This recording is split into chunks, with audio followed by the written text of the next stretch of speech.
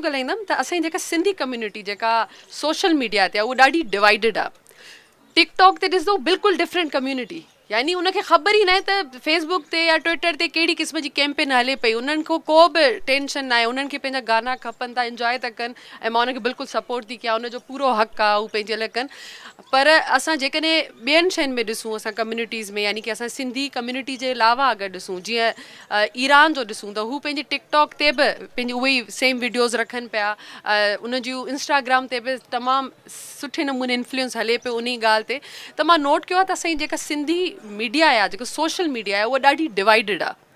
सो उन जे बारे में तव्हांजो पंहिंजो एक्सपीरियंस कीअं रहियो? छा तव्हांखे वाक़ई हर क़िस्म जी सपोर्ट मिलंदी आहे? जेकॾहिं तव्हां फ़नी कंटेंट ठाहियो था त तव्हांखे हर जॻह तां सपोर्ट मिले, अगरि को इंफॉर्मेटिव या फिर इवन को पॉलिटिकली कंटेंट ठाहियो था त तव्हांखे उहो बैकलैश मिलंदी हुई, या फिर तव्हांखे ज़रूरु माण्हू तव्हांजी रीच घटि थी वेंदी हूंदी, त इन जे बारे में तव्हां छा था चओ?